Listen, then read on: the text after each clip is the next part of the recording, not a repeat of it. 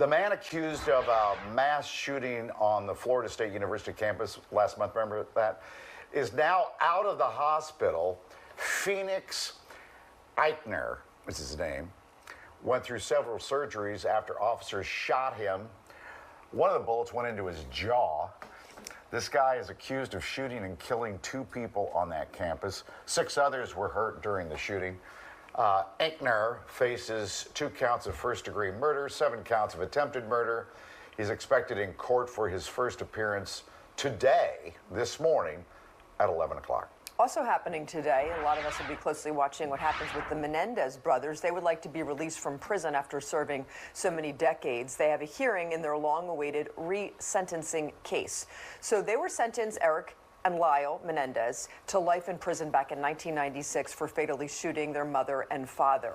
Their legal team says they were acting in self-defense following years of sexual abuse by their father. Prosecutors say they were trying to get a multi-million-dollar inheritance. So if resentenced, they could be eligible for parole immediately. But interestingly, what came out on Friday was that they had some recent violations for like having a cell phone in prison, and one of them was charged with selling drugs and, you know, having people lie on taxes. So we'll see what happens. Their DA out there is not particularly sympathetic. No. Wasn't that part of the plot of Shawshank Redemption that Andy Dufresne was helping the warden with his taxes? Yes. Yeah. Movies are imitating life and vice versa. All right. Has President Trump landed?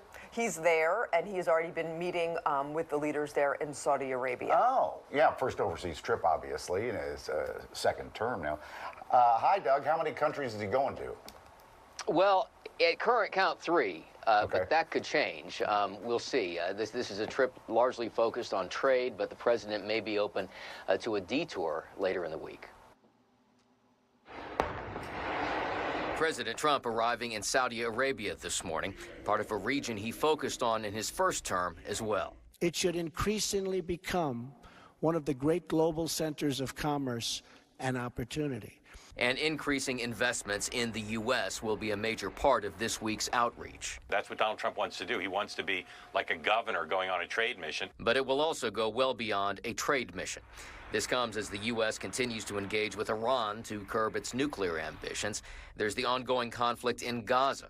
And while the current itinerary includes stops in Saudi Arabia, the UAE, and Qatar, the president said he is open to adding a stop in Turkey, where talks are set to begin this week to end the war in Ukraine. I would fly there if I thought it would be helpful. And the stop in Qatar is generating some controversy, with the president about to accept a gift from that country, a 747 that he plans to use as a temporary replacement for the aircraft currently used as Air Force One. His shameless self-enrichment is without equal in American history. Democrats scolded the president, who responded with a golf analogy. There was an old golfer named Sam Snead. Did you ever hear him? He won 82 tournaments. He was a great golfer. And he had a motto: when they give you a putt, you say, thank you very much. You pick up your ball and you walk to the next hole. Okay, despite some unease, even among some Republicans, the White House insists this is all above board and that the plane will eventually be transferred to the president's library foundation. Mike and Karen. So the next president after President Trump won't get that plane to ride around in? Right. You know, the way this works, as you know, the aircraft, the 747s they use right now for Air Force One are really, really old. They're in the process of replacing them. Yeah. Boeing is behind schedule in doing so, so they're probably going to arrive right at the end of the president's term, it sounds like. So this acts as kind of the stopgap, is the thinking. Oh, I got you. Okay, but they got to retrofit this fancy plane from... Yeah, and you know, the plane is free, but the retrofit is not, and that's not going to be cheap. No. The plane's worth $400 million. How about that? Thanks, Doug. Well, the last donor...